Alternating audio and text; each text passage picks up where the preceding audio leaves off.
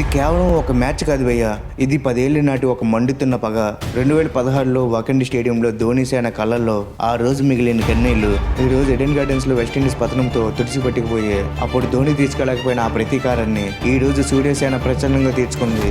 అసలు ఈ 10 ఏళ్ల గాయం ఏంటి, సంజు శాంసన్ ఆడిన ఆ విధ్వంసకర ఇన్నింగ్స్ వెనుక ఉన్న స్టోరీ ఏంటి, ఇండియా సెమీస్ చేరిన ఆ మాస్ రివెంజ్ గురించి క్లియర్ గా తెలుసుకున్నాం రండి. ముందుగా మనం 2016లో మార్చి 30 వరకు వెళ్దాం. ఇండియాలో జరిగిన T20 world cup semifinal. Virat Kohli 89 రన్స్తో చెలరేకపోతే ఇండియా మొత్తం కలిపి 192 పరుగులు చేసింది. కప్పు మనదే అని అందరూ అనుకున్నారు, కానీ సీమాన్ రసూల్ ఆ రోజు మన కళ్ళల్ని చిదిమేశారు. ధోని కెప్టెన్సీలో భారత్ ఆ రోజు 7 వికెట్ల తేడాతో ఓడిపోయి టోర్నమెంట్ నుంచి బయటికి వెళ్ళిపోయింది. ఆ ఓటమి ప్రతి ఇండియన్ క్రికెట్ కాన్ఫిడెంట్లో ఒక ముళ్ళులో ఉండిపోయింది. కట్ చేస్తే 10 ఏళ్ల తర్వాత 2026 వరల్డ్ కప్, అదే సీన్, అదే వెస్టిండీస్. కానీ ఈసారి stadium Kolkata Aiden gardens. South Africa చేతుల్లో వెస్టిండీస్ ఓడటం, జింబాబ్వేపై భారత్ భారీ విక్టరీ కొట్టడంతో ఈ మ్యాచ్ ఒక విర్చువల్ నాకౌట్గా మారింది. వెస్టిండీస్ మొదటి బ్యాటింగ్ చేసి 195 రన్స్ భారీ టార్గెట్స్ వచ్చేసింది.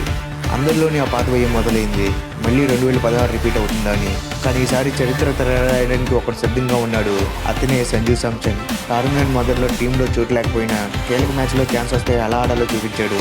Opener Abhishek Sharma, Ishan Kishan, captain Suryakumar Yadav, Hardik Pandya, Tilak Varma fail అయిన సంజు మాత్రం తగ్గలేదు. 50 బంతుల్లోనే 97 పరుగులు, కేవలం 3 పరుగుల దూరంలో సెంచరీ మిస్ అయిన టీమిండియాని సెమీస్ చేర్చి అసలైన హీరో అనిపించుకున్నాడు. వెస్టిండీస్ బౌలర్ని ఎడెన్ గార్డెన్స్ లో ఉతికి ఆరేశాడు. ఈ విజయంతో వెస్టిండీస్ టోర్నమెంట్ నుంచి అవుట్. భారత దెబ్బకి 10 ఏళ్ల క్రితం నాటి గాయానికి మందు పడింది. ఇప్పుడు మన సెమీఫైనల్ పోరాటం మార్చి 5న ఇంగ్లాండ్తో ముంబై వాకండి స్టేడియంలో ఈ మ్యాచ్ జరుగుతుంది. మరి సంజు ఫామ్ ఎలాగే కొనసాగుతుందా? మనం ఫైనల్కి వెళ్ళి కప్పు కొడతామా? మీ అభిప్రాయాన్ని కామెంట్ చేయండి. ఈ వీడియో నచ్చితే లైక్ చేయండి. అలాగే మరిన్ని వీడియోస్ కోసం మన ఛానల్ ఇప్పుడే సబ్స్క్రైబ్ చేసుకోండి. జై హింద్.